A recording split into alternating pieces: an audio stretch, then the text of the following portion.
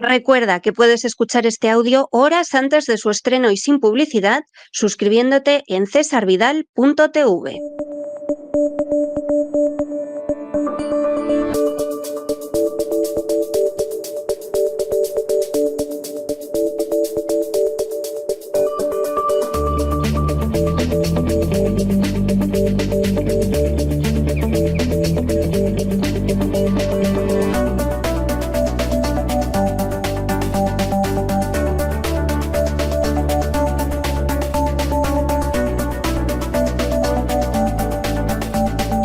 Despegamos con Lorenzo Ramírez. Corremos raudos y veloces hacia nuestro avión, atravesamos el umbral, nos tiramos en plancha sobre los asientos, nos abrochamos los cinturones, despegamos y nos vamos elevando por los aires hasta alcanzar nuestra altura y nuestra velocidad de crucero. A mi lado, Don Lorenzo, por amor de Dios, está usted impresionante con esos pantalones cortos de cuero, ese gorrito con la pluma y bueno, ya lo de la jarra de cerveza al lado. Vamos, es que parece que vino usted del Festival de la Cerveza de Múnich y todavía no hemos llegado al mes de octubre, pero vamos, tiene un aspecto, vamos, lo de Múnich de lo más saludable que se pueda imaginar. No creo yo que los que han estado este fin de semana en Múnich hayan vuelto todos tan contentos como usted, que vamos, que parece que de un momento a otro se nos va a poner aquí a cantar la polca del barril de cerveza, vamos. Está Muy usted estupendo. Muy buenas noches. Buenas noches, don César. Y eso que he tenido que reducir mi consumo de fin de semana de cerveza, porque desde luego que con el tute que nos hemos tenido que pegar con todo lo que ha sucedido en Múnich, la verdad es que es tremendo, ¿no? Este lunes comienza, normalmente siempre, ¿no? Los despegamos van muy cargados, siempre suelo tener varias páginas de enlaces, titulares, temas para comentar, pero yo creo que hoy es el día que más material tengo y de hecho pues lo vamos a ir racionando a lo largo de toda la semana, porque es que sin exagerar tengo 7 folios solo con enfoques y titulares de noticias independientes. O sea, con eso ya pues se podrán hacer una idea a nuestros amigos de todo lo que ha pasado en las últimas horas. Hoy nuestro avión va, si cabe, más cargado que de costumbre, va más cargado que el burro de San José, como decía un amigo mío todas las navidades, hasta el punto de que hemos tenido que quemar ingentes cantidades de combustible para despegar, con un fin de semana que, como digo, ha sido de los más intensos en lo informativo que recuerdo, debido a esa conferencia de seguridad de Múnich, en la que el vicepresidente J.D. Vance, como usted ha analizado en el editorial del programa, pues ha aplicado lo que ya se denomina, y es una palabra en la que coinciden muchos, yo creo que surgió de algún analista alemán y luego ha sido copiado por múltiples medios de desinformación masiva europeos, se denomina como un electroshock, lo que le ha dado J.D. Vance a una Europa moribunda, a la que le ha puesto enfrente como si un espejo se tratara de los pecados que le han llevado a Europa a la irrelevancia internacional, a la crisis económica. Algunos, sí. Sí. A la crisis económica recurrente, a la destrucción de los pilares sociales y a una casta política que de tanto lamerle las botas a las élites de la esfera anglo, pues se les ha puesto la lengua de trapo y no son capaces de articular palabra cuando se dan cuenta de que su amigo americano, al menos con la nueva administración Trump, y como dice usted, y coincido yo con matices, pues no solo les retira el respaldo político e ideológico, sino que encima les va a obligar a pagar la fiesta ucraniana. Una fiesta que, aunque todo el mundo se olvide, se está celebrando sobre los cadáveres de los soldados llevados a la muerte por unos políticos que siempre han puesto sus ansias de poder por encima de las necesidades de sus gobernados, ¿no? A mí lo que... Ahora es tremendo porque, claro, aquí se da la circunstancia de que esta gente no ha hecho nada más que obedecer al señorito. Claro, al señorito, entre otras cosas, era el que le estaba echando la bronca. Exactamente, pues claro, y entonces... Porque, claro, o sea, a ver si ahora... no es estadounidense ahora, ¿no? Claro, llega el nuevo señorito y primero les dice hay un nuevo sheriff en la ciudad, lo cual... Yo reconozco que en Estados Unidos esa forma de expresarse es muy en común. Un meeting, la gente ruge de placer. Es decir, de pronto suelta Trump o suelta hay un nuevo sheriff en la ciudad, ¡wow! Como locos. Pero claro, les sueltas esto a los europeos y los otros dicen, bueno, ¿y yo quién soy? El viejo que barre la cárcel, los forajidos. El que hace exactamente, yo aquí quién soy. O sea, aquí en la película quién soy yo en esta historia, ¿no? Entonces ya el inicio, mal inicio. Y luego, a continuación, te hace un cuadro que, claro, esto es como el marido que de pronto le echa la bronca a la mujer por quedarse embarazada Y la Como si mujer él no mientras tuviera tanto nada que está ver, ¿no? pensando y dice, pero bueno, tú es que no has tenido nada que ver, me he quedado yo aquí embarazada sola. O sea, Claro. ¿esto qué es? ¿No? Y entonces, claro, era algo tremendo. O sea, yo estoy de acuerdo con todo lo que les dijo porque me parece que era cierto, los ejemplos que puso eran acertados. O sea, yo no tengo nada que objetar a nada de eso. Ahora lo que me parece verdaderamente de locura es que les suelte una cosa de este tipo y además se la suelte con el papel que ha tenido Claro. Estados Unidos en esto. Determinante, absolutamente determinante. O sea, esa es la gran cuestión aquí, ¿no? Porque él, en cuanto al relato en sí, pues yo coincido con usted. Él deja claro que lo que le preocupa no es la amenaza exterior, sino la interior. A mí esa idea la llevo repitiendo como un mantra desde hace mucho tiempo, que es una línea argumental muy parecida a la que hemos expuesto tantas veces aquí en estos micrófonos, de que primero tenemos que tener en cuenta las amenazas interiores y luego cuando hayamos acabado con ellas, pues sí que podemos analizar, estudiar y confrontar las exteriores, ¿no? Europa es responsable de sus errores al haberse entregado a los brazos de la agenda climática, la destrucción de los valores sociales, el fomento de la ideología de género, la reducción de los derechos y libertades, la manipulación electoral, la propaganda masiva, la inmigración descontrolada, pero claro, en todo esto ha tenido un papel muy importante el amo americano, ¿no?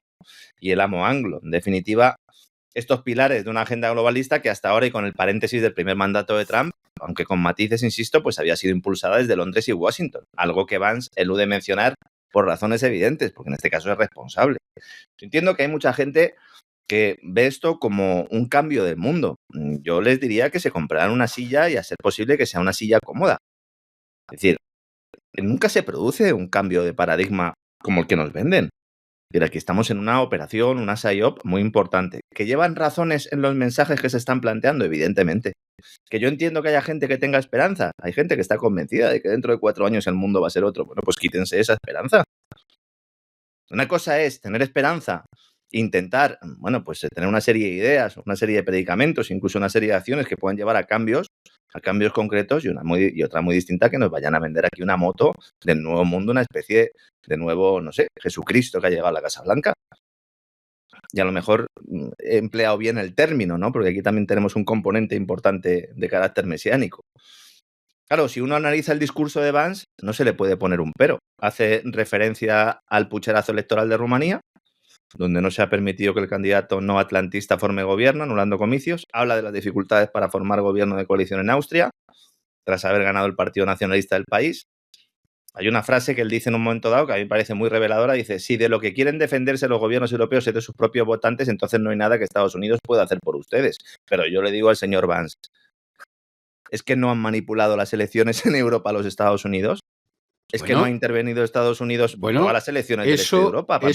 Eso con reconocimiento. Claro. Yo lo citaba el otro día en un editorial de uno de los directores de la CIA que lo está entrevistando hace 2 años, Laura Ingraham, en Fox News, sí. Y de pronto está hablando de que la injerencia y tal, y dice, bueno, pero nosotros, dice, no, nosotros hemos, siempre por una causa buena, dice, pero sí, claro, nosotros, somos los buenos nosotros, dice, claro. hemos intervenido en elecciones europeas en 1947, en 1948, en 1949, en Italia, en Grecia, y siempre por una causa buena. Bueno, a Laura Ingraham se le pone una cara como diciendo que está hablando intenta cortar y dice, bueno, pero eso no pasa ahora, ¿no? Y el otro le dice, bueno. ñam, ñam, ñam, ñam, si es por una buena causa, sí. Claro. Y tú dices, y esto te lo dice un antiguo director de la CIA, o sea, pero que está usted, o sea, lo de Rumanía es una vergüenza. Pero, hombre, usted no es precisamente el más adecuado para decirlo. Georgia, Moldavia, etcétera, etcétera. O sea, ¿qué tipo de organizaciones están ahí presionando, están apretando, están financiando determinados movimientos? Por no hablar de Hispanoamérica, porque ahora es que estamos hablando de Europa, del caso de Europa, pero en Hispanoamérica también esa injerencia es evidente, ¿no?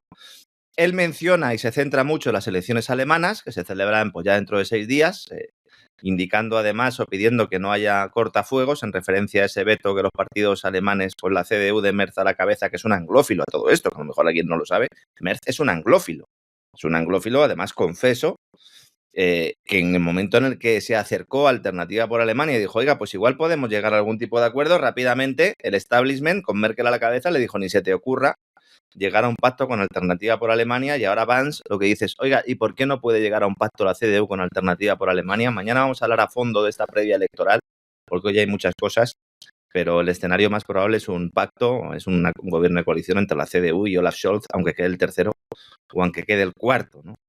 Por lo tanto, ese giro de 180 grados en la política germana, que algunos consideran que podría ser también algo que cambiara las reglas del juego, bueno, pues es bastante poco probable que se produzca, a no ser que cambiaran mucho las cosas en estos 6 días que faltan para los comicios. Veremos también cuáles son esos resultados, ¿no? Claro, el discurso de Vance hace que en estos momentos se esté hablando en los círculos europeos de una profunda transformación geopolítica, de una fractura entre Europa y Estados Unidos. Es un concepto con trampa también, como vamos a ver ahora, hasta el punto de que se habla de un nuevo orden mundial. Hoy el editorial del diario El País era muy parecido al de otros editoriales de periódicos globalistas y europeos. Directamente se titula así, ¿no? Nuevo orden mundial. Y en el subtítulo ponía, es el momento de que Europa actúe para defender sus valores ante la ofensiva geopolítica y económica lanzada por Estados Unidos. Yo le pregunto al señor director, en este caso el diario El País, Pepa Bueno, a su presidente y consejero delegado, a sus directores adjuntos, ¿a qué valores se refiere el periódico cuando dice que Europa tiene que defender sus valores? ¿Qué valores son esos? Tú defiendes algo cuando todavía lo tienes, ¿no? Cobrar de la USAID, como decía el del diario, la USAID que mantiene a los medios independientes. Sí. O sea, si los medios independientes son los que cobran de la USAID, pues hombre, ¿desde cuándo la dependencia del dinero de una potencia extranjera es independencia? O sea, si alguien, a mí que me lo explique alguien, ¿no? Si alguien tiene ocasión de leer este editorial del diario El País, yo, de hecho, incluso en contra de lo que suelo hacer, lo recomendaría. Compré el ejemplar y tengo recortado, porque es el relato más falaz que yo he leído en mucho tiempo, pero que va a ser el que se intente imponer en la gran mayoría de medios y que puede servir de hoja de ruta para poder enseguida detectar cuándo nos van a intentar colocar esta gran falacia. Comienza diciendo que la Unión Europea se enfrenta a una crisis estratégica sin precedentes por el giro de la política exterior de Estados Unidos. Primera gran falacia. La Unión Europea se enfrenta a una crisis estratégica precisamente por haber cedido a los intereses de Estados Unidos. Exactamente. Si la Unión Europea hubiera seguido unos principios como los que mantenía, por ejemplo, antes de que Obama llegara al poder, yo diría que antes de la intervención en Yugoslavia. Sí, yo iría más a ese momento, sí. Yo iría a ese momento, sí. Yo creo que eso lo marca. Claro, lo que pasa es que luego viene los 2 mandatos de Bush hijo, más Obama, y claro, ya es el continuóse del empezóse en el sentido peor, y sobre todo Obama para acá, desastroso, y con Biden ya el remate. Pero si la Unión Europea se hubiera mantenido en donde estaba antes, efectivamente no hubiera llegado nunca a este grado de inmundicia, de corrupción y de indecencia. Es decir, a lo que le ha llevado esto es a ese seguidismo absoluto y a permitir que la OTAN sea la que marque la política dentro de la Unión Europea. Eso es lo que la hace vulnerable en el momento en el que además pierdes, ¿no? Ese manto, vamos a decirlo así, aunque ahora vamos a precisar un poco toda esta idea. En el momento en el que pierdes ese manto, pues entonces eres más vulnerable. Y entonces ahora nos intentan convencer de que la construcción europea de los últimos años se ha hecho sobre la base del derecho.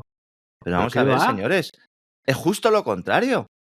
O sea, la situación se ha hecho actual, sobre la base del fraude de ley. Claro, no del fraude de ley, de la cesión de la soberanía nacional, de adoptar medidas en contra de las decisiones de los ciudadanos. La propia creación de la Unión Europea es un gran fraude. No ya en sus inicios, como explicamos en el gran reseteo en cesavidal.tv cuando hablamos de los verdaderos orígenes de la Unión Europea. Es que directamente cuando se realizaron una serie de referéndums para ver si la Unión Europea se ponía en marcha tal como la conocemos, bueno, pues en ese referéndum no salió lo que tenía que salir. ¿Y entonces qué se hizo? Bueno, pues entonces ya nos dan igual los referéndums y salimos adelante con un proyecto de construcción europea.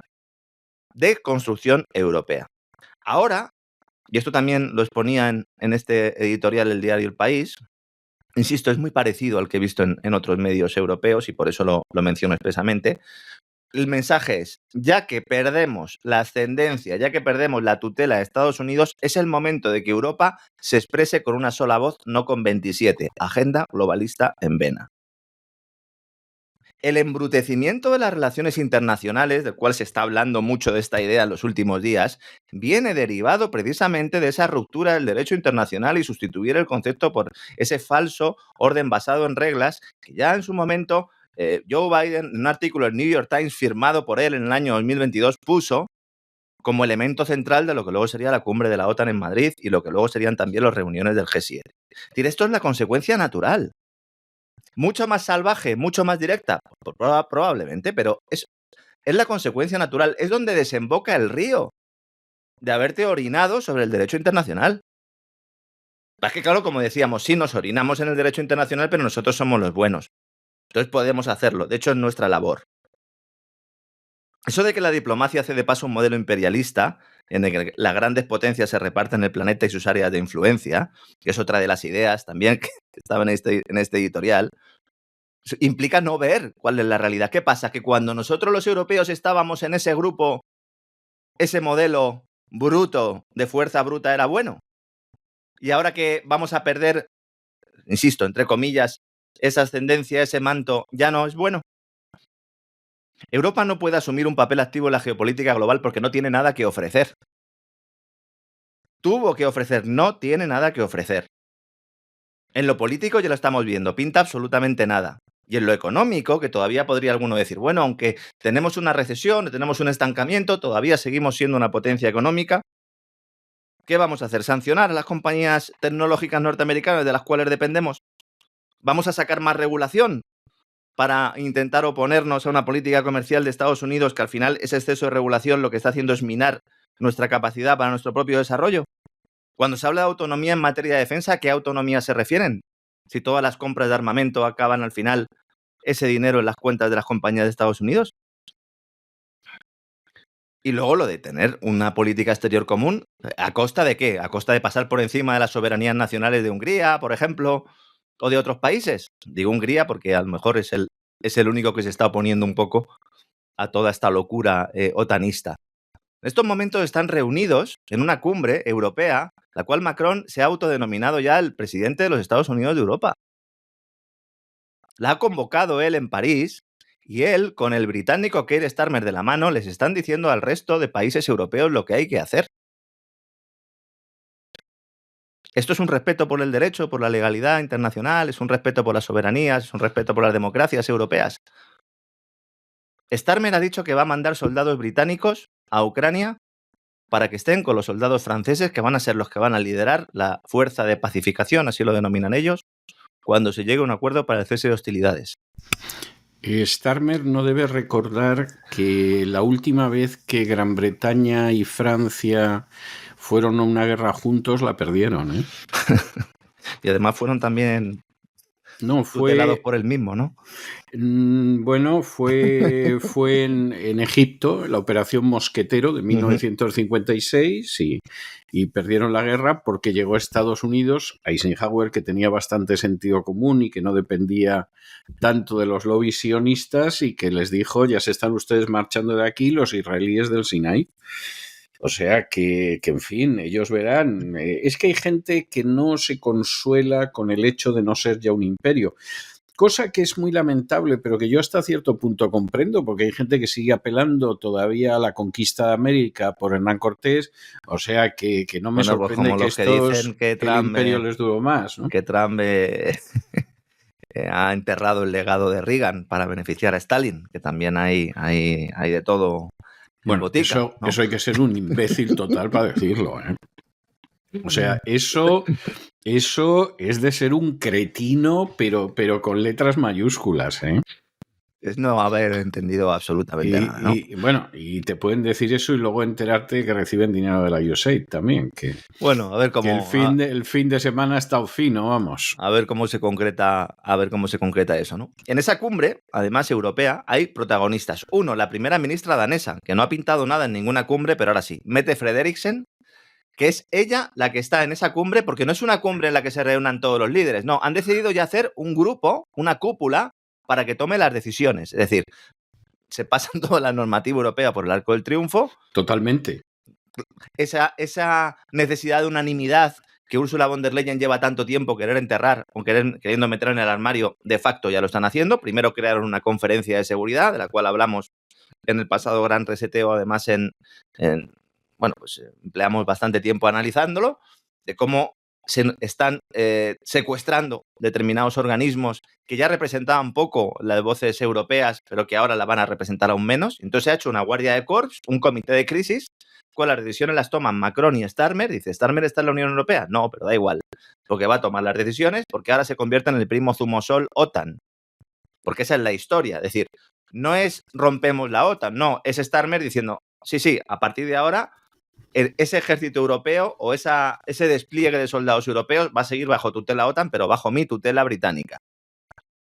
Con un Macron, que es el que se pone la medalla, insisto, el presidente de los Estados Unidos de Europa, no lo ha dicho así. Ojo, a ver si alguien piensa, es un análisis que estoy haciendo yo, porque él lo que hace es tocar la corneta y todos han ido allí. Bueno, todos no, insisto, la primera ministra danesa que va en representación no solo de su país, sino de los países bálticos y nórdicos. O sea, de repente tenemos una nueva confederación de países bálticos y nórdicos representados por la primera ministra danesa, que es la que no le llega la camisa al cuello por si al final le roban la carta de Groenlandia.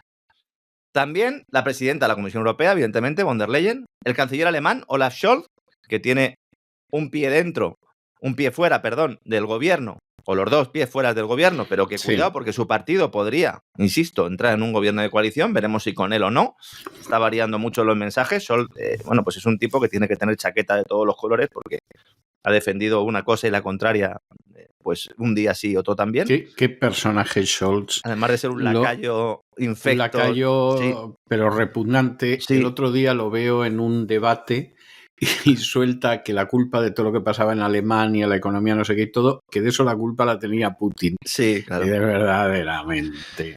El hijo de Putin, seguramente, es el que tiene la culpa. Sí. En esa cumbre, reunión de urgencia, insisto, esto es completamente irregular. Aunque no se esté destacando en ningún sitio y los titulares sean Europa se reúne para... No, Europa no se ha reunido. Se ha reunido esta camarilla que secuestra a Europa.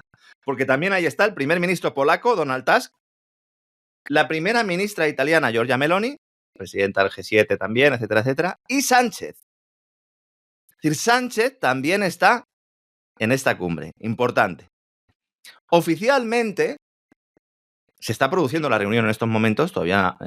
seguramente en el día de mañana podamos analizar algunos mensajes. Oficialmente nos dicen, desde las autoridades europeas, que el encuentro servirá para perfilar la respuesta europea a las negociaciones iniciadas en Riad entre Washington y Moscú, sin la participación de Ucrania y de espaldas a los aliados europeos. Y también un cónclave que servirá, esto es la información oficial, la estoy leyendo, para calibrar la capacidad de defensa europea y el futuro de la NATO, de la OTAN, incluida la posible admisión automática de Ucrania en el caso de que Rusia violase las condiciones de un hipotético alto el fuego, porque Reino Unido sigue insistiendo en que Zelensky puede llevar a Ucrania a la OTAN. De verdad es algo, lo de Reino Unido, lo de Starmer, qué patético es, ¿eh? O sea, es de decir... mira que los británicos inteligentes lo llevan diciendo décadas, que aquello se hunde, que el imperio se viene abajo. Había hasta una película muy graciosa de Peter O'Toole que se llamaba La clase dominante, sí, que tú decías si esto verdaderamente es Gran Bretaña, ¿cómo están? Bueno, o sea, había gente que ya hace 50 años veía lo que había, ¿eh? Bueno, pues al final de aquellos polvos vienen lodos como Starmer. Starmer dijo la semana pasada que el camino de Ucrania hacia la OTAN es irreversible, al mismo tiempo que el jefe del Pentágono, nuevo secretario de Defensa, decía que en ningún momento se iba a plantear la entrada de Ucrania en la OTAN. ¿Y quién está mintiendo? Bueno, pues yo creo que es evidente, ¿no? De hecho, y esto me parece también muy grave, no sé si más grave, pero es que hoy todo es grave, ¿no? Hoy le hemos dado mucha caña al bass player, ¿no? El premier británico ha dicho a medios de comunicación de Reino Unido que aspira a consolidar en París, en la reunión de hoy, su papel de mediador hacia Washington y que va a cumplir un papel de emisario europeo en el encuentro que va a tener la próxima semana con Donald Trump en la Casa Blanca, porque Trump no viene a Reino Unido, sino que va él. Esto a mí me recuerda cuando en cierta ocasión, oyendo un analista internacional, decía que después de la Segunda Guerra Mundial y el desarbolamiento del Imperio Británico, fundamentalmente en favor de los Estados Unidos, todo hay que decirlo, la bandera británica a lo más alto que podía aspirar era a figurar en las bragas de una prostituta asiática. Y yo dije, pues esto es muy gordo, esto es muy insultante, pero recuerdo habérselo oído a un analista, le estoy hablando a usted de finales de los años 70. Y lo decía así como diciendo, y están en Hong Kong, pero vamos, en Hong Kong van a durar menos que un bizcocho a la puerta de un colegio. O sea, esto vamos, es que no va a durar absolutamente nada, ¿no? Y viéndolo a Starmer, dices, a lo mejor no exageraba tanto, ¿eh? Entonces, cuando nos hablen de unidad política, no hay una unidad política, es lo que deciden estos, en comandita. La cábala de Macron y de Starmer son los que deciden el mensaje, porque ahí no hay ningún representante en el gobierno de Hungría, no hay ningún representante de gobiernos de muchos países. Insisto en el tema de Orbán porque es el único que ha puesto el pie en la pared hasta este momento. No hay ningún partido, con la excepción de Alternativa por Alemania, ni siquiera el partido de Giorgia Meloni o en España el Vox, que se haya opuesto a esta deriva atlantista, ¿no?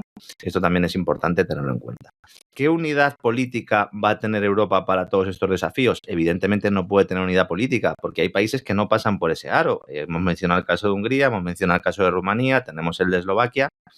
Italia se inclina por esa vía porque piensa que puede ganar en esta partida. Yo entiendo que Meloni lo hace en primer lugar por sus intereses globalistas, no en vano es Lady Aspen, pero también es consciente de que puede sacar mucho rédito para los italianos y perpetuarse todo el tiempo que pueda en esas instituciones de poder, ¿no? Y al mismo tiempo se nos plantea un relato para poder defender toda esta idea, y es que los mensajes de Trump y de Vance y la nueva política exterior de Estados Unidos provocan un auge nacional populista en Europa. Y por lo tanto hay que luchar contra esa deriva nacional populista en Europa, que es el mensaje que lanzó Sánchez en Davos. Por eso le dieron tanta soga, tanta cuerda. Pero volvemos a lo mismo. Claro. O sea... Este auge, miren, aunque compráramos... Miren, vamos a hacer el ejercicio argumental, ¿no? Vamos a comprar el mensaje del auge nacional populista. Para que vean nuestros amigos que aunque se compre este mensaje, el relato es completamente falaz. De acuerdo, hay un auge nacional populista, vamos a aceptarlo. ¿De qué se deriva? ¿De los mensajes de Trump? No, se deriva de las políticas europeas de cesión. Volvemos otra vez a lo mismo. Pues claro que tiene que haber un auge nacional. Luego ya lo pueden ustedes calificar de populista o de no populista, pero claro que tiene que haber un auge nacional.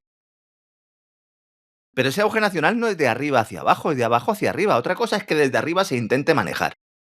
No, y además de arriba hacia abajo no tienen ningún interés tampoco en lo nacional, porque realmente lo que les interesa es su carrera, su peculio, sí, bueno, y avanzar una serie de oligarquías que son absolutamente transnacionales. Exactamente. Pero me refería el plano vertical más bien a que hay partidos como Alternativa por Alemania, en el cual, bueno, pues si uno analiza un poco cuáles son sus principales líderes, pues también habrá que vigilarles bien. Porque una cosa es que ellos logren recoger un descontento social y lo puedan llevar a buen puerto, y otra cosa muy distinta es que lo acaben secuestrando, como ha pasado con otras muchas formaciones, no solo a la derecha, sino también a la izquierda, sobre todo a la izquierda en los últimos tiempos, ¿no? Claro, en Estados Unidos, la prensa lo que está destacando, junto con la mayor parte de estas ideas, y está sacando de la caja otra idea que yo creo que es falaz, que es esa amenaza de retirar al país de la OTAN. Yo esto lo considero muy poco probable, me ha preguntado mucha gente.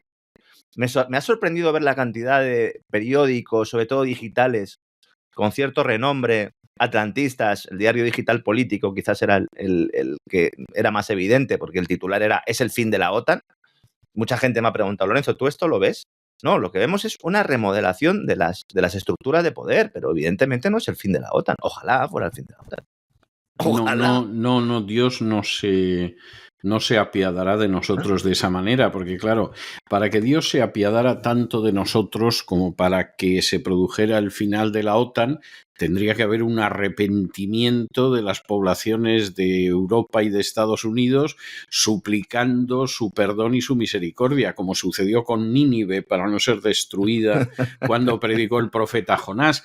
Ahora puede haber profetas Jonás que están amenazando con lo que hay, claro. Pero lo que es obvio es que como no hay arrepentimiento, ahí sigue existiendo la OTAN hasta que nos siga dando más sobresaltos, siempre teñidos de sangre, como pasa con la OTAN. El problema es que la mayor parte de estos autodenominados líderes europeos han estado siguiendo un discurso, que era el discurso de la OTAN, que era el discurso que les marcaba Mark Rutte, Stoltenberg antes, bajo el mandato Biden, lo tenían todos muy claro a dónde tenían que ir y ahora de repente se han quedado como sin red, como sin agua en la piscina. Dicen, bueno, ¿vamos a seguir nosotros con este discurso igual? Si el jefe de la OTAN está diciéndonos que nos vayamos al carajo. Claro, en este texto de político es un poco trampa porque en realidad, en lugar de hablar del fin de la OTAN, se mencionan algunos elementos que también creo que son importantes y que también aquí de alguna manera hemos anunciado o hemos anticipado. Ahora mismo los países del Báltico están aterrorizados. Después de la conferencia de Múnich están aterrorizados ante la posibilidad de que sean usados como ariete contra Rusia, pero sin tener ningún respaldo del primo de Zumosov. Ese que aparece en el recreo para repartir tortas a diestro y siniestro. Sí. Katia Kallas, que ejerce de ministra de Exteriores de facto de la Unión Europea, está asustada. No, está tartamudeando. Kaja Kallas tartamudea porque de pronto se le viene el mundo encima. Claro. Vamos a ver. Bueno, no solo es que se le viene el mundo encima, es que ya hay analistas que están diciendo que tarde o temprano Estonia, Lituania y Letonia vuelven a Rusia. Y claro, toda esta gente que cuando existía la Unión Soviética vivían de que formaban parte de la nomenclatura comunista, como el papá de Kaja Kallas, y que ahora viven de ser parte de la nomenclatura nacionalista, pues claro, como la cosa llegue a tal extremo, van a tener que ir a disfrutar su fortuna nacida de la corrupción, pues vaya usted a saber dónde, ¿no? Eso Katia Kallas, Estonia, ministra de Exteriores de facto de la Unión Europea. Como digo, cuando le preguntan sobre todo esto, tartamudea, ha estado desaparecido en Múnich, no sabía qué cara poner. Luego tenemos al ministro de Exteriores lituano, que se ha pasado toda la conferencia de Múnich diciendo a toda persona con la que se cruzaba, dice, oiga, si Estados Unidos retira sus tropas de Europa, es el ocaso de la OTAN, y sobre todo el ocaso de mi país, que lo he fiado todo a este negocio. Pero cuidado, y esto es otro mensaje que también quiero lanzar hoy. Cuidado con seguir señuelos falsos, porque en Múnich también hubo una serie de políticos estadounidenses, uno de ellos el senador Roger Wilker de Mississippi, que cada vez que había alguna declaración en este sentido, o cada vez que alguien hablaba sobre todo del posicionamiento del nuevo secretario de Defensa de Pete Hegseth, indicando, ¿no?, con ese discurso también bastante disruptivo sobre el futuro de los soldados norteamericanos en Europa y sobre el futuro de la OTAN en Europa, y este senador le decía a todo el mundo, tranquilos. Esta administración no va a pasar a la historia por sacar a Estados Unidos de la OTAN. Es posible que Pete se haya pasado un poco. Le dijo este senador Roger Wilker a algunos de los presentes, y me consta, que el discurso de Pete Hegseth, el nuevo secretario de Defensa, de hace unos días, que también analizamos aquí, donde planteaba esta ruptura, que parecía haber sido escrito por Tucker Carlson y que a partir de ahora se iba a poner cierta moderación en los mensajes, pero que había que dar esa patada o ese puñetazo encima de la mesa antes de la conferencia de Múnich. Esta fractura entre Europa y Estados Unidos tiene ciertas trampas para indicarle cómo Trump aparta a los europeos de las decisiones de la OTAN, aunque en realidad ya estaban fuera de la toma de decisiones, entonces hace falta aumentar el gasto militar en la Unión Europea. Esta es la segunda parte de todo esto. Porque ¿qué implica esto? Pues que el dinero de los contribuyentes europeos presentes y futuros, impuestos y deuda, no solo van a parar a las empresas de armamento norteamericanas, sino que esta tendencia que ya se producía va a aumentar. Porque aunque se diera el poco probable caso de que se aprovechara esta situación para crear un ejército europeo, otra quimera, pero lo digo porque se está también hablando, sobre todo a raíz de unas declaraciones de Zelensky, ¿a quién iba a comprar las armas este ejército europeo? ¿A quién se las iba a comprar? ¿A Indra? ¿A Indra? ¿A Escribano?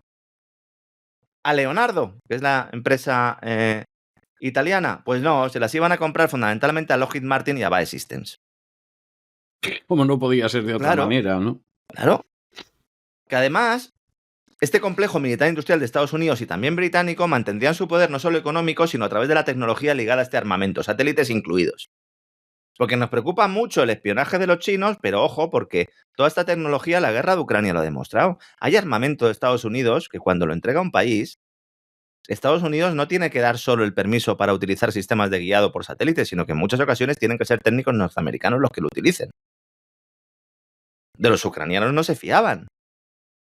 ¿Por qué se van a fiar de los polacos, de los estonios o de los letones? Menos todavía. Por no mencionar el hecho que siempre destaco aquí, que es otro elemento, otro elefante blanco del que nadie quiere hablar, las empresas de armamento europeas, especialmente las alemanas, están participadas por bancos y fondos de inversión de Estados Unidos. Entonces, este es otro debate falso. ¿Cómo que reforzar nuestra capacidad militar? ¿Será coger dinero de los ciudadanos para reforzar la capacidad militar de otro o para comprar las armas a otro? ¿Y ese otro quién es? El que me está diciendo que va a retirar a sus soldados de Europa. Bueno, pues entonces miel sobre hojuelas. Para todos menos para los que vamos a poner el dinerito y para los ciudadanos que van a estar cerquita de la frontera de Rusia, fundamentalmente estos países bálticos, y no solo bálticos, sino también los países del norte, porque viene la guerra del Ártico. Entonces, si nos paramos a pensarlo y huimos de los fuegos de artificio políticos, por eso, en este caso, hay que dejar siempre un tiempo, ¿no?, de análisis para que la cosa se enfríe. Si nosotros hubiéramos empezado a preparar este programa en el día de hoy, lunes, estaríamos completamente calientes, pero como llevamos unos cuantos días, es importante, esto me lo enseñó don César ya hace mucho tiempo, de vez en cuando hay que poner las cosas en el frigorífico y luego volver a ellas para no caer en errores, ¿no? Si salimos y huimos de estos fuegos de artificio políticos, en realidad la relación Unión Europea-OTAN no cambia tanto, sino que evoluciona en su tendencia natural, porque la OTAN nunca estuvo para proteger, sino para controlar. Claro. Y para enfrentar.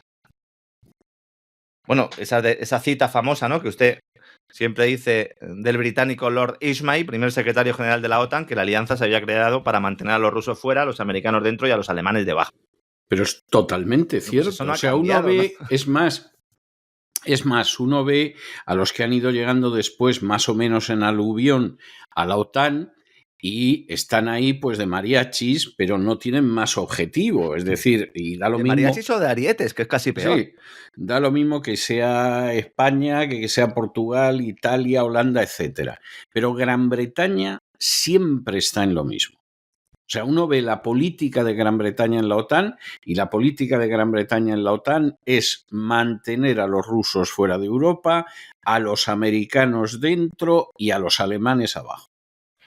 O sea, pero así de claro, no hay otra. Y yo lo entiendo. O sea, desde el punto de vista británico, es una política que seguramente les beneficia, aunque yo me temo que también los está destruyendo, porque al final querer tener una ambición imperial cuando no eres un imperio, pues suele tener muy malas consecuencias. Y España sobre eso, por cierto, podría, si hubiera aprendido su historia, podría dar alguna lección, ¿no? Pero los británicos están en eso. Bueno, pero es que eso no es el interés de Europa. Eso es contrario a los intereses de Europa. Y en el tema de Ucrania, que ahora de pronto los europeos dicen, pero es que no nos puede usted dejar fuera. Pero vamos a ver, bonitos. Firmasteis unos acuerdos de Minsk con un papel importante de Alemania y de Francia y de Gran Bretaña, y vosotros mismos habéis reconocido que nunca pensasteis en cumplir los acuerdos de Minsk. Lo hicisteis para engañar a los rusos y para que os diera tiempo a armar a los ucranianos. Y para lavar la mayor cantidad de dinero posible, que eso ya no lo dijeron, pero sí. Hubo un golpe de Estado en Ucrania en el 2014, justo cuando vosotros os habíais presentado como garantes de que no iba a haber un golpe de Estado. Y entonces llegó Victoria Nuland y dijo la famosa frase de que a la Unión Europea la jodan. Que le den, exactamente. Disculpen ustedes la grosería, que pero le den, es lo que significa decir, ¿no? Que le den, el fact UE que dijo, y EU. Y lo que sucede en última instancia es que eso han demostrado que son ustedes. Pues ¿para qué van a contar ahora con ustedes? Si ustedes son los palanganeros de lo que decide el complejo militar industrial y Soros en Europa. Ustedes son absolutamente, pero vamos, renunciables y prescindibles. Y es que no merece la pena invitarlos solamente por la Coca-Cola que se beben, que además no es Coca-Cola, comen y beben de una manera que, en fin, se las trae. Y postre seco luego después también. Exactamente, sí. Exactamente, sí. Como me decía a mí una persona hace una semana, que le pregunté si conocía a un político concreto, muy importante de su país, y me dice, hombre, si le voy a conocer, le llevaba yo la cocaína y luego le subía en el automóvil y le llevaba los prostíbulos. Sí. No podía conocer mejor al político. Bueno, pues esto es lo que pasa con Europa. Con 2 cartones de Winston en la guantera. Sí. Además de los papeles del coche de un color bastante blanco, ¿no? Sí. Bueno, cuando le preguntan a Keith Kellogg, enviado especial de Trump para Ucrania y Rusia, porque todo esto ya se sabía, se estaba hablando, oiga, pero realmente la Unión Europea no va a pintar nada, no va a tener un lugar en esta mesa de negociaciones. Y entonces le preguntan a Keith Kellogg, en la Conferencia de Seguridad de Múnich, le preguntan, oiga, en la rueda de prensa, ¿puede usted asegurar a esta audiencia entonces que los ucranianos y los europeos van a estar en la mesa? Y entonces dice él que no. Mi respuesta es no. Entonces se quedan los periodistas así como un poco a cuadros y más adelante en la conversación le vuelven a preguntar, ¿entonces no cree usted que los europeos deberían estar en la mesa directamente? Y entonces dice, soy de la escuela del realismo. Creo que eso no va a suceder. Yo entiendo que a ustedes les puede parecer esto como rascar una pizarra con las uñas. Puede que les moleste un poco, pero yo soy honesto y les digo lo que pienso. Este es el enviado especial de Ucrania. Y justo después de decir eso, dice, eso sí, ustedes tienen que aumentar el dinero que entregan a la OTAN, esa que algunos dicen que va a desaparecer, y preparan a sus soldados para la garantía de seguridad que pide Zelensky, porque nosotros no los vamos a poner. A ver, aquí hay que tener en cuenta también un factor de negociación importante. Lo explicamos cuando contamos el plan de 100 días que salió publicado en algunos medios de comunicación, en Estados Unidos sobre todo y en Ucrania. Hay como dos fases principales. Una, la negociación del alto el fuego, primer intercambio de prisioneros y sentar las bases para una conferencia de paz, y luego una conferencia de paz que sí que quieren que sea multilateral. Es decir, estaría hasta China ahí. Porque quieren escenificar, ¿de acuerdo?, que hay un consenso en torno a lo que va a ser esa partición de Ucrania. Y ahí, si entra China, sí que podría entrar la Unión Europea.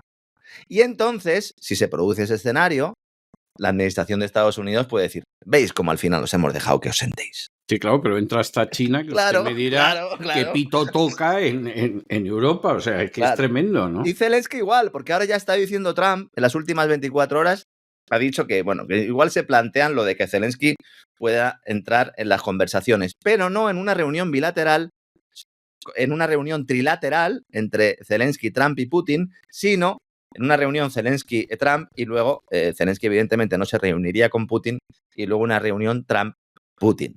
Que no es lo mismo, pero que con el que se pretende desbloquear un bloqueo que también ha hecho un poco de cara a la galería en las últimas horas Zelensky, porque ahora dice que lo de las tierras raras, que bueno, que se lo está pensando. Que eso de entregar las tierras raras a las empresas de Estados Unidos sin que a él le garanticen la seguridad, ¿a él o al país? Porque se habla mucho de, no, Zelensky quiere una garantía de seguridad para Ucrania. No, Zelensky quiere una garantía de seguridad para él. Y todavía no ha conseguido ese compromiso. A Zelensky no le han garantizado el día después. Y eso le preocupa muchísimo más que el futuro de su pueblo, al cual ha enviado al cadalso sin pestañear. Entonces, Financial Times, diario británico, una vez más, destacaba, luego ya lo han publicado otros medios de comunicación, que Zelensky se hace el remolón después de que el secretario del Tesoro de Estados Unidos, que ha sido quien ha ido a Ucrania, Scott Bessent, antes de la conferencia de Múnich, el secretario del Tesoro, equivalente al Ministerio de Hacienda, es el que ha ido a ver a Zelensky y le ha dicho, mira, este es el plan, lo tienes que firmar para explorar y explotar recursos minerales de tu país, en la zona controlada por Kiev, claro. No es una propuesta que ya había sido aceptada antes por Zelensky, es que la había planteado el propio Zelensky, es que la puso sobre la mesa Zelensky. Exactamente. Cuando Trump llega a la Casa Blanca, ¿qué dice Zelensky? Toma, aquí tienes mis tierras raras. Haz conmigo lo que quieras. Dice, no, ahora hay que seguir negociando. No voy a entregar los recursos hasta que se garantice la presencia de soldados y armamento. Pues eso es lo que está haciendo ahora Macron y Starmer. Garantizar la presencia de soldados y armamento europeos para que las tierras raras se las lleven las multinacionales de Estados Unidos. Entre ellas, Tesla de Elon Musk. Porque ¿por qué no se habla de Elon Musk, que es uno de los principales ganadores de todo esto? Ese gran prohombre, ¿verdad? Estuvo bien Vance cuando dijo, si nosotros hemos soportado durante años a Greta Thunberg, sí, ustedes pueden soportar durante unos meses a Elon Musk. Ahí se la tiró, ¿eh? Ahí estuvo fino Vance. Sí, el tipo ahí estuvo bien, como diciendo, no me protesten de lo de Elon Musk, que llevamos aguantando a Greta Majareta desde hace años aquí como legionarios. Entonces, en estos momentos está ya, bueno, primero se ha producido un viaje de la delegación norteamericana. Antes de llegar a Arabia Saudí, anticipamos aquí que las conversaciones de paz se producirán en Arabia Saudí, eso ya está confirmado. Antes de ello, el secretario de Estado Marco Rubio, que es el que se presenta oficialmente como el negociador, pero no lo es, primero ha ido a Israel, de forma muy significativa. ¿Por qué? Hombre, porque vamos a ver mensajes, ¿no? Sí, porque se va a hablar, en esas conversaciones se va a hablar de Oriente Medio y se va a hablar de Irán. Y van a aparecer mensajes que a lo mejor no le gustan mucho a Netanyahu. Y entonces, Marco Rubio va antes a decirle, oye, mira, Esta es la hoja de ruta. ¿Te parece bien, Benjamin? ¿Te parece bien? Porque si no te parece bien, la cambiamos.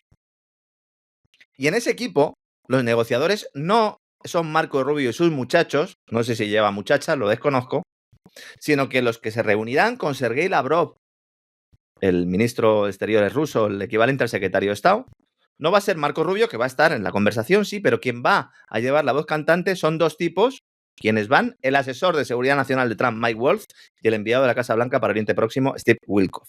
Para Oriente Medio, dicen en Estados Unidos. Porque allí es Oriente Medio. Si ustedes cogen un mapa en Estados Unidos, Oriente Próximo para nosotros, Oriente Medio para Estados Unidos. Estos son los que negocian. Rubio es un hombre de paja, que no tiene ni la capacidad ni el mandato de Trump para negociar nada. De hecho, Trump le desprecia profundamente. Esto a lo mejor la gente no lo sabe.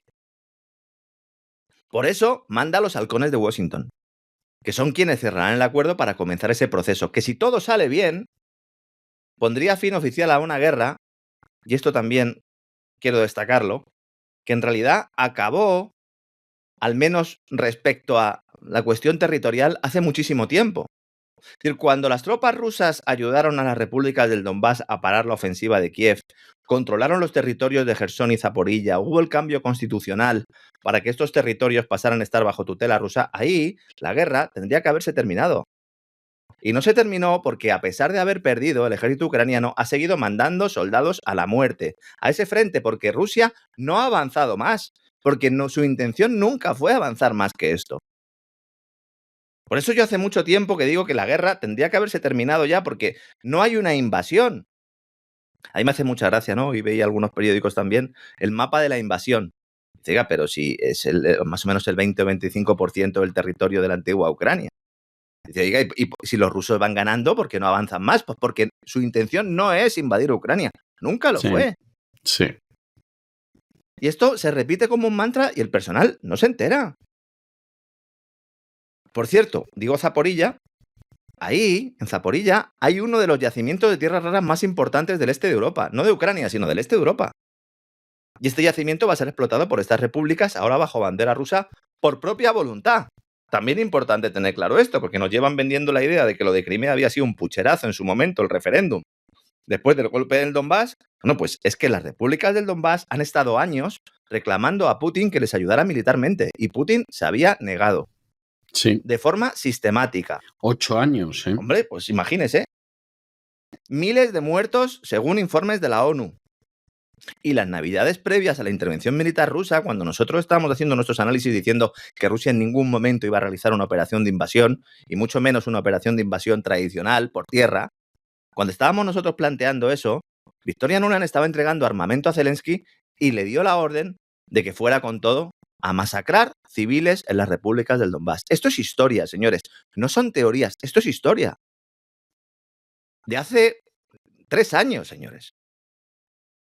Y eso es lo que al final hace, junto con la necesidad o junto con la estrategia, vamos a decirlo así, viendo Putin que era el momento también para poder virar buena parte de sus mercados hacia el club chino, hacia el club BRICS, pues deciden dar ese paso adelante que se habían negado a dar hasta ese momento. Y los señores del Pentágono encantados de que se produjera ese escenario. Y los de la corporación RAND, Claro, ¿para qué vamos a claro, hablar? es que, O hombre, sea, estos son los del recomendando guión, que los del fuera guión, eso. claro. Los Exactamente. del guión, hablando de las implicaciones que tenía en Siria, que también lo hemos tratado en cesarvidal.tv, contenido para suscriptores. Nuestros suscriptores, los del canal, los de cesarvidal.tv, me suelen escribir de vez en cuando y me decían, oye, Lorenzo, es que prácticamente todo esto lo habéis analizado ya previamente. Bueno, sí, nuestros suscriptores muchas de estas cosas las sabían. Y a algunos les ha ayudado incluso profesionalmente, me consta. A otros a lo mejor no profesionalmente, pero sí a entender un poco mejor el mundo en el que viven. Y no es, insisto, porque seamos muy listos, sino porque podemos dar un contenido que otros, por las razones que sean, no voy a entrar hoy ahora ahí, no lo dan. Fíjese en las negociaciones en Arabia Saudí, cómo será la cosa, que Zelensky, evidentemente no ha sido invitado, pero va a intentar aparecer en la foto y ayer domingo cogió un avión a Emiratos Árabes Unidos y quiere hacer una mini gira en la que esté Riad en algún momento para que parezca que pinta algo en las conversaciones. Es decir, se les va a presentar en la casa como el colega, ese pesado que te aparece a las 11:30 de la noche un sábado para que le invites a birras. se va a presentar allí en la casa. Y también es muy probable que viaje a Turquía. Lo de Turquía tela también hace meses no, pero semanas sí hace que no hablamos de Turquía, con un Erdogan que está haciendo buenas migas con Netanyahu porque se están repartiendo Siria como si fuera un pastel. Con la ayuda de los yihadistas que gobiernan de facto el país y que ahora sin turbantes, con trajes, con corbatas, como decíamos también el sábado, en el programa acuden al foro de Davos a pedir capital extranjero. Tipos que son asesinos. Son terroristas, confesos, fundadores de Al-Qaeda. No un miembro de Al-Qaeda, no, fundadores de Al-Qaeda. Fundadores del ISIS, del Estado Islámico. Aún así, insisto, Trump ha manifestado su disposición a incluir a Zelensky y algo le darán, alguna foto le darán. Se espera que en paralelo a las negociaciones sobre Ucrania, la delegación norteamericana se reúna por su cuenta y riesgo, aunque también va a haber reuniones de los rusos con él, con el príncipe heredero Mohammed bin Salman, que como también anticipamos aquí, va a ser el que haga de mediador. Y van a hablar de la infame propuesta de Trump para el futuro de Gaza, con deportaciones masivas y la llegada de ingentes cantidades de dinero para extraer los recursos energéticos de la región y para construir viviendas de lujo sobre los cadáveres de los palestinos. Arabia Saudí, junto con otras naciones árabes, ha rechazado cualquier plan que implique esta deportación de los palestinos. Pero también lo hace con la boca pequeña. ¿Por qué? Porque Riad, a su vez, está encabezando un grupo que va a presentar una contrapropuesta que podría implicar un fondo de reconstrucción dirigido por los países del Golfo y en los cuales pues, tendría un gran negocio el propio hijo de Donald Trump, que hace negocietes con los saudíes. Muy bonito todo, ¿verdad? Muy democrático sobre todo. En todo este contexto, Ursula von der Leyen aprovecha, porque lo tenía ahí preparadito para sacarlo, y presenta públicamente lo que habíamos anunciado aquí con todo lujo de detalles. A partir de ahora, el gasto público en armamento se excluye de las reglas fiscales. Bueno, esto es maravilloso, ¿eh? Es tremendo. Es tremendo. Abre la puerta a lo que va a ser, y fíjense si hemos tenido ya episodios, va a ser uno de los mayores robos institucionales de la historia. Esto supone de facto enterrar el famoso pacto de estabilidad con el que se fundó la eurozona. En teoría era para garantizar la estabilidad fiscal, monetaria, económica de los países de la moneda única. Te haces trampas al solitario. Se legaliza la manipulación de las cuentas públicas siempre y cuando justifiques que el dinero va para la industria de la muerte. Claro, dice, oiga, y si yo le doy 2, 3, 4 o 5.000 millones de euros a Indra, ¿esto es gasto militar? Claro, es una empresa militar. Ya, oiga, pero es que también tiene un componente tecnológico. Ya, bueno, pues ellos ya verán en lo que se lo gastan, ya nos harán un informe por triplicado, para que luego el Tribunal de Cuentas Europeo dentro de 10 años nos diga que es una filfa. ¿Se va a dar dinero a empresas energéticas? Porque claro, en un entorno de seguridad y que tienes que garantizar el incremento, ¿no?, de las necesidades que tenga el país en materia de emergencia sanitaria, de emergencia energética, de emergencia climática, esto también en seguridad. ¿También se le puede dar dinero fuera de las reglas fiscales a los empresarios por esta vía? Pues claro. Pues claro.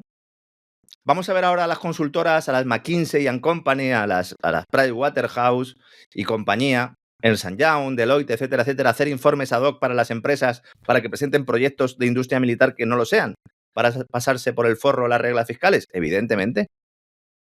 ¿Qué va a pasar con el euro? Porque la estabilidad fiscal, monetaria y económica de los países se supone que es para mantener la moneda única. ¿Qué va a pasar con el euro?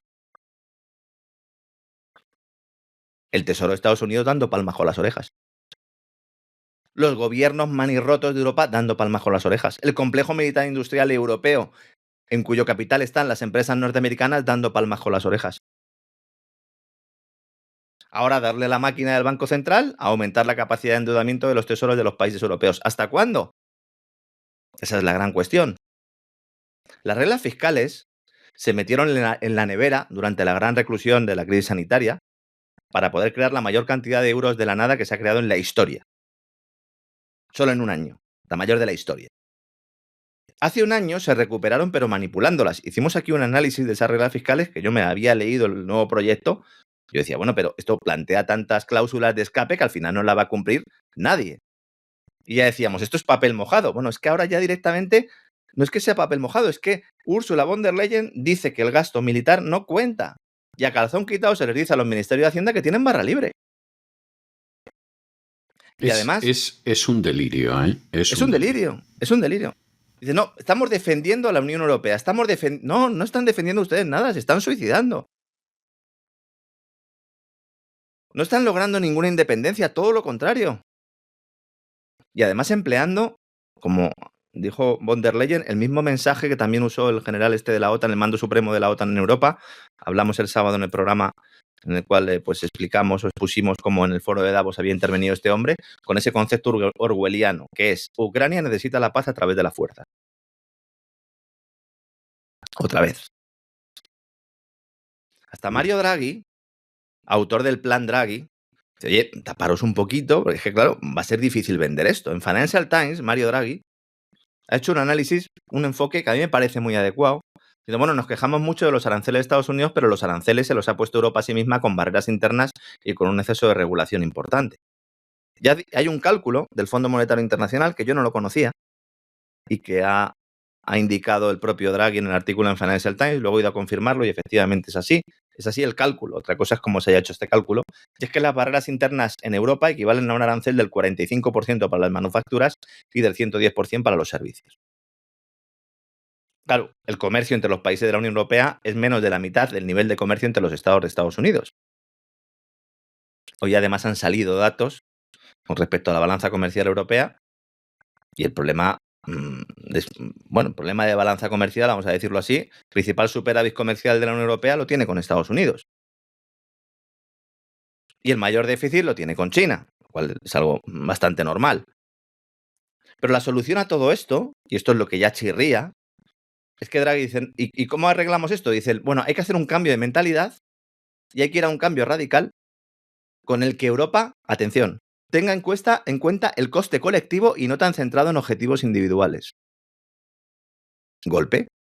Un golpe, pasando por encima de las soberanías nacionales. Otra vez, globalismo en vena.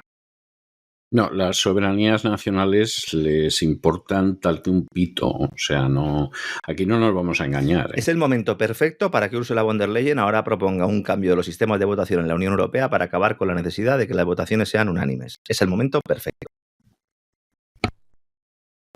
Si no lo hace ahora, es el momento perfecto. Porque es que ahora va a colar todo. Por eso digo que cuidado con los fuegos de artificio. Ahora todo lo que se plantee, todo lo que se ponga encima de la mesa va a colar. Y vamos a tener a los NAFO dando palmas con las orejas, vamos a tener a los medios de desinformación masiva con ello, telediarios abriendo con esas supuestas informaciones, analistas de todo pelaje, todos los periódicos, izquierda, derecha, medio pensionista, todo el mundo indicando que eso es lo que hay que hacer y que además lo hacemos obligados porque ha llegado Donald Trump. Como la adhesión de Ucrania a la Unión Europea. También tenemos novedades. Sí.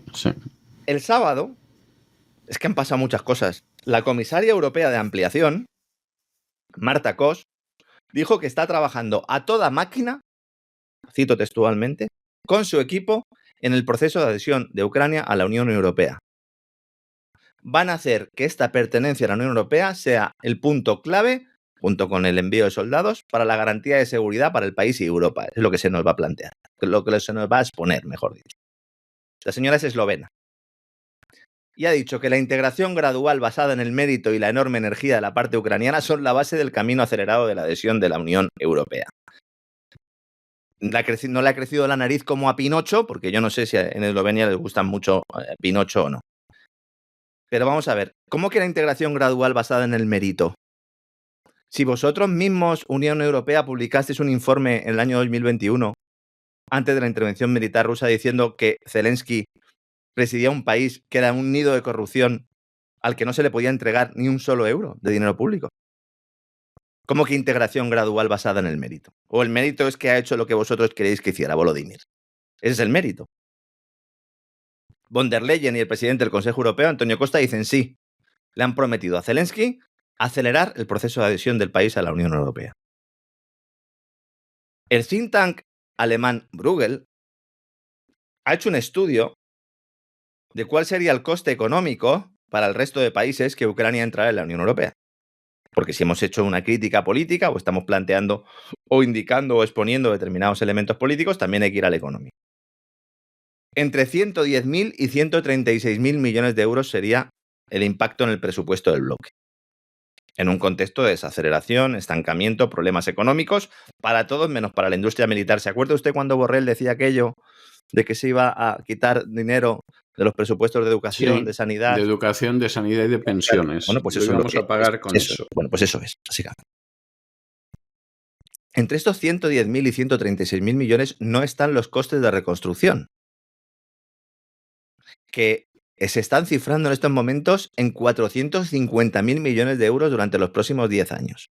Y también estos costes o estas conclusiones asumen que Ucrania recuperaría los territorios del este, que es algo que no se va a producir. No. Entonces, Bruegel prevé que Kiev tendría derecho a 85.000 millones de euros de la política agrícola común, No está mal. que se quitarían de los que están recibiendo ahora el dinero de la política agrícola común. Porque el nuevo... ¿Verdad? Claro. De verdad es tremendo. Porque tremendo. el aumento de ingresos derivado de los impuestos y de la nueva deuda va a ir destinado al presupuesto militar.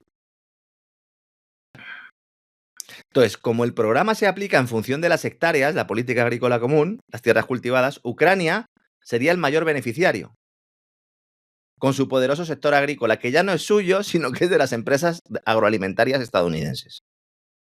Y de los grandes fondos de inversión de Estados Unidos, que lo primero que hicieron, cuando se produjo la intervención militar rusa, es decirle a Zelensky que modificaran la ley para poder entrar con todo y poderse quedar con esas empresas. Y que consiguieron que la Unión Europea permitiera que esas empresas exportaran los productos agrícolas sin arancel, perjudicando a todos los agricultores del este de Europa, lo cual generó una polémica que aquí también analizamos. Con respecto a la política de cohesión, 32.000 millones de euros irían a Ucrania para financiar proyectos de desarrollo, insisto, aparte de la reconstrucción.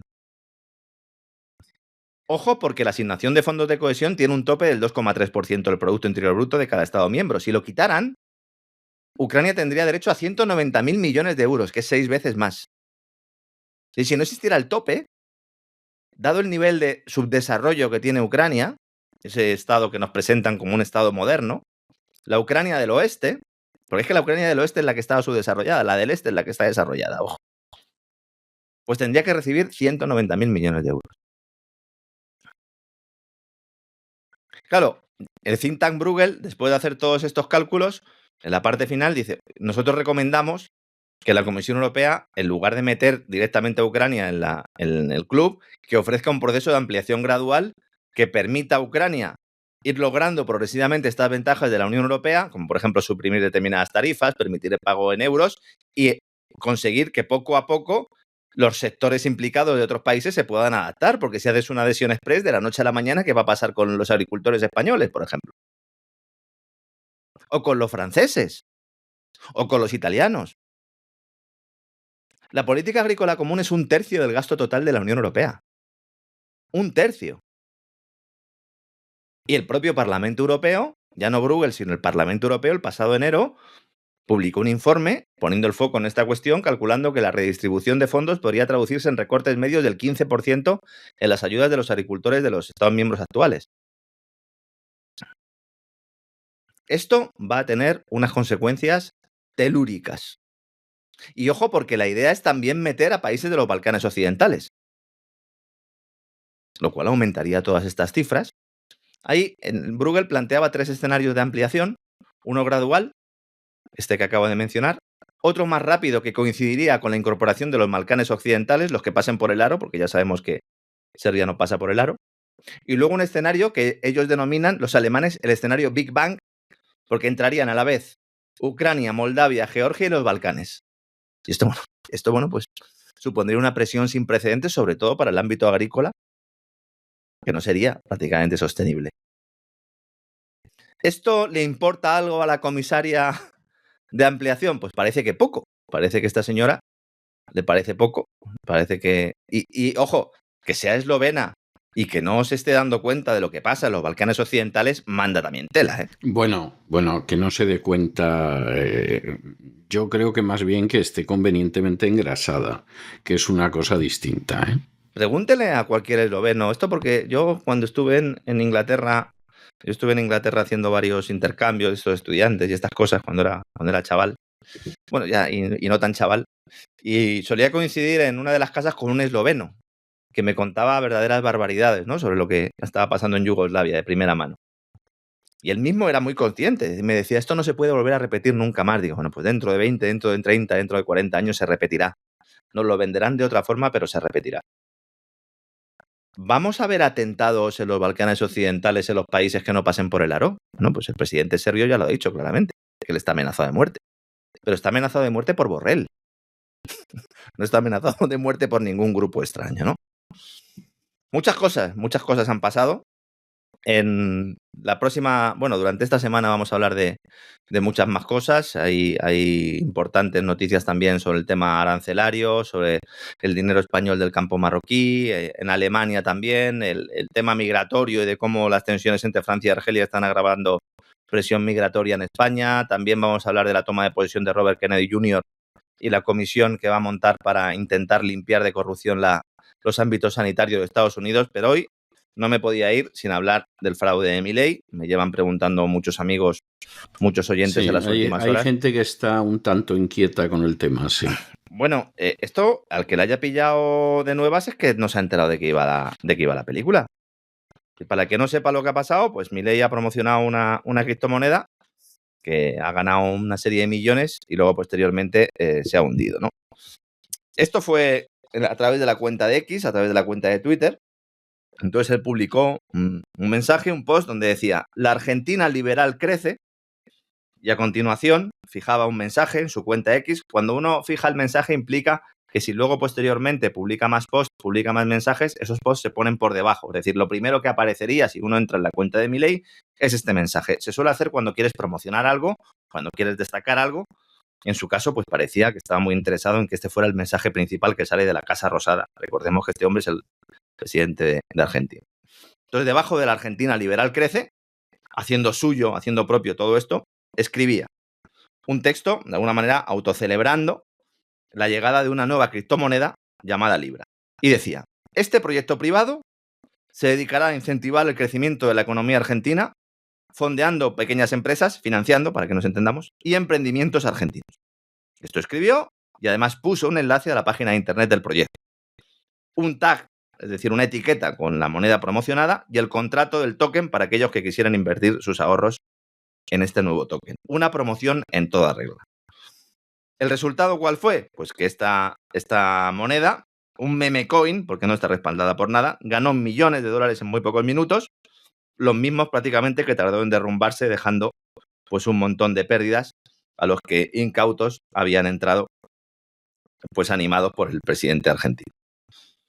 La cotización de Libra creció hasta prácticamente los $5, es decir, cada moneda de estas nuevas pasó a valer $5, especulación puro y duro justo después del mensaje de Milei, y 5 horas más tarde eran $0,19 lo que valía esta moneda, tras una serie de compras y ventas casi instantáneas, y esto es lo importante, que pues, se produjeron prácticamente al mismo tiempo que Milei pues hacía este anuncio. Esto es una estafa muy tradicional, es una estafa que se suele hacer.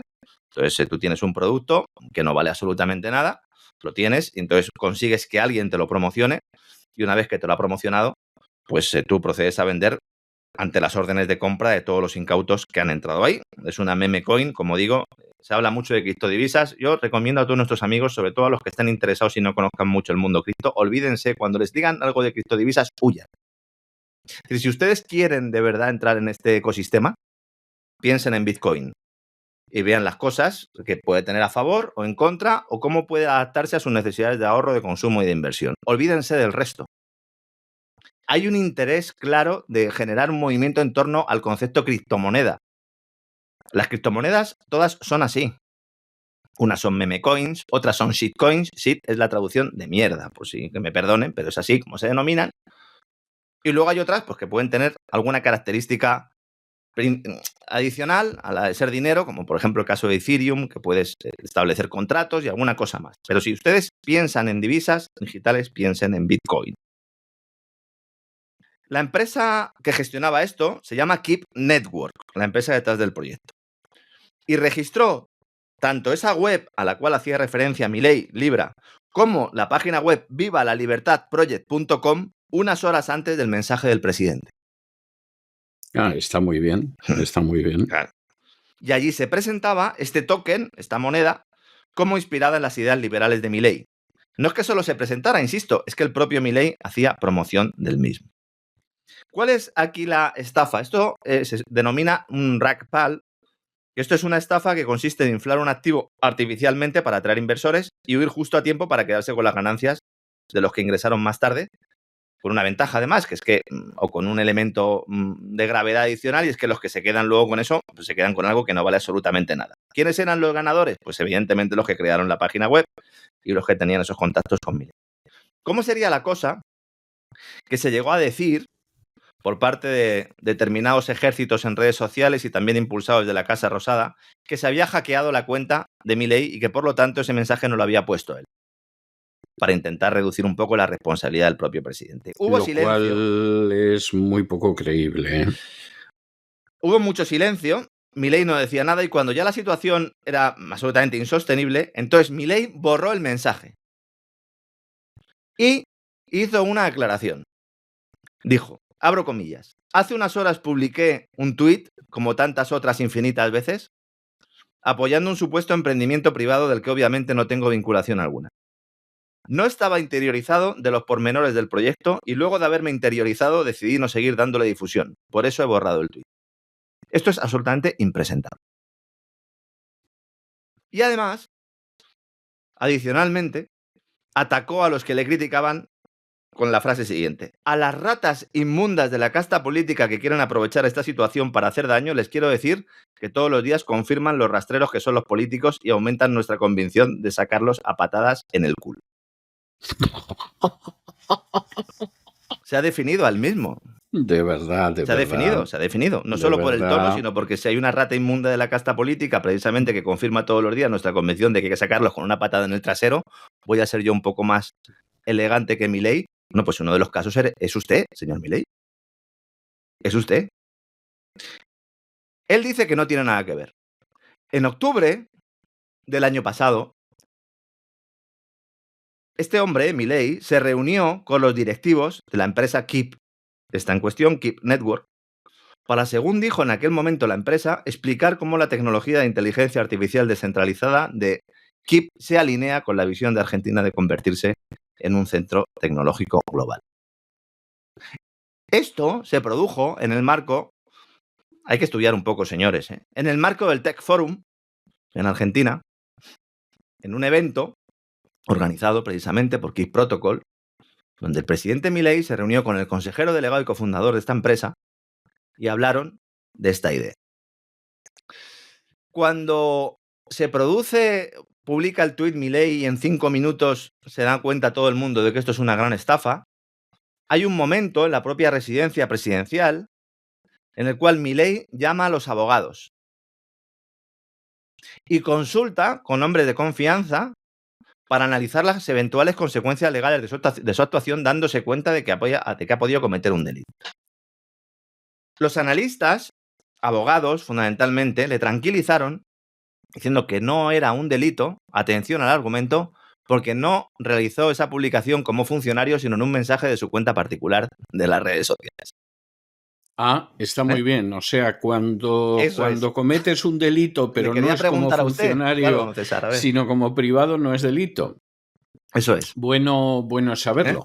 Es bueno saberlo. Bueno saberlo. Sin embargo, claro, Milei decía, pero esto es así, esto es verdad. Y dicen, bueno, vamos a seguir el tema de cerca por si acaso hay algún tipo de reclamación judicial, porque, claro, a partir de hoy, cuando los tribunales se abran, pues puede haber muchas reclamaciones a este respecto. Hay opiniones de dos tipos, fundamentalmente. Unos que creen que, evidentemente, Milei es un tipo corrupto y otro que creen que es un ignorante, un fanático, en algunos casos incluso palabras incluso peores. Pero el efecto al final es casi el mismo, ¿no? La gente se ha arruinado. Milei, en el año 2019, publicó un tuit, también en la misma red social, donde decía lo siguiente. En el tema Bitcoin y criptomonedas soy un ignorante y siempre lo seré, por el motivo excluyente de que son valores creados para estafar a las personas con poco conocimiento de economía y por eso no quiero saber nada de ellas. Este es el Milei del año 2019. En el año 2020 y en el año 2021, el mismo tipo que decía que no tenía ni pajolera idea y que además creía que era un vehículo para estafar, se puso a trabajar con una empresa llamada NW Professional Traders, propiedad de Mauricio Novelli, socio argentino de Keep Network, la empresa implicada ahora en el escándalo. Y aparece vendiendo entradas para seminarios. Para seminarios en los que Milei trabajaba como capacitador. Este tipo es el que organizó el famoso Tech Forum y también es socio de la misma academia donde Javier Milei y otros, como Agustín Laje, eran instructores.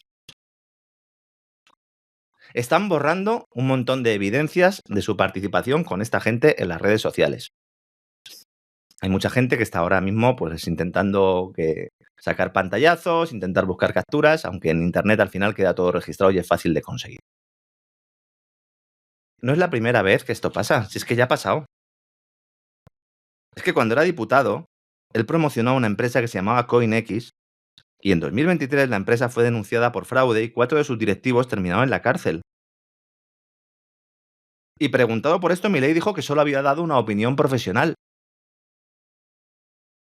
Uno de los tipos implicados, que no había sido detenido todavía, lo acaban de coger en un operativo donde se han incautado 2 kilos de cocaína, un arma de fuego y municiones.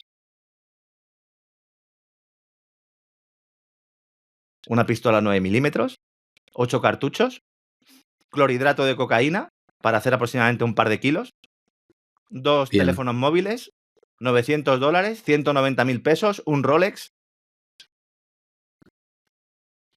Cuando el río suena, señores, agua lleva.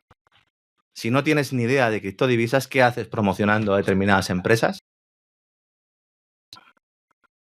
Yo sí creo que hay indicios suficientes de que aquí hay un delito. Yo no sé usted, don César, que es el especialista. En todo caso, veremos Yo creo que hay indicios suficientes también. Veremos si esta independencia judicial, si esta separación de poderes, si esta nueva Argentina de la que habla tanto Milei, pues permite que se abra algún tipo de investigación o se empiece a dar una caza de brujas que persiga a todos aquellos que cuestionan lo que ha pasado, que es un episodio de fraude y de corrupción evidente, con una implicación del presidente que está por determinar, don César. Yo creo que he dado todos los datos. El que quiera creer una cosa, pues que lo crea. El que quiera creer otra, que crea otra. Estos son los datos, esto es lo que hay. Y evidentemente pues es absolutamente impresentable, ¿no?, la posición y la actuación de Milei con este tipo de compañías, que entiendo que se hayan acercado a él dorándole la píldora y diciéndole que bueno eres, Milei, para poder recibir una parte de esa promoción presidencial, pero aunque no hubiera dolo y aunque hubiera sido simplemente por ignorancia, pues yo creo que es motivo suficiente para que Milei pues tomara alguna decisión y que pusiera su cargo a disposición de quien tuviera que ponerlo. Como es el presidente y como es el loco y como es el león, pues seguirá haciendo lo que le dé la gana, que es lo que ha hecho hasta ahora, y encima pues como dispone del apoyo internacional, ese de que carecen otros líderes, pues seguramente no llegue la sangre al río. Veremos lo que pasa. Ya ha sucedido en anteriores ocasiones y en ningún momento ha asumido ninguna responsabilidad. Esto muy libertario tampoco es, Javier, te lo digo desde aquí y desde el cariño. No, muy libertario no es. ¿Para qué nos vamos a engañar? O sea, no, en absoluto. Vamos. Pero bueno, todo depende, ¿no? Vender el país en manos de extranjeros seguramente sí es libertario. Hacer este tipo de cosas que ya tienen antecedentes en su carrera y no son lo mejor de su carrera, pues pasa lo que pasa. En fin, bueno, ya sabemos lo que hay. No, a estas alturas no es muy difícil que nos engañen. Vaya inicio de semana, don César, no es imposible. Bueno, y eso que no hemos hablado de las furcias mediáticas que reciben en España dinero de la USAID, porque por caridad cristiana preferíamos no entrar en el asunto, pero algunas de las cosas que han salido este fin de semana apestaban, Y alguno que ha intentado arreglarlo apestaba todavía más, o sea que era algo por demás. Pero en fin, nos encontramos mañana, don Lorenzo, como siempre. Impresionante inicio de semana, pero no se me vaya muy lejos, que ya sabe que hoy tenemos Así fue España y seguimos con Fernando I de León y Castilla. Voy a afilar mi espada y voy a montarme en el caballo. No sé muy bien cómo la voy a llevar porque tengo un cuerpo de jota tremendo, pero ahí estaremos, don César. Ahí estamos, hasta ahora.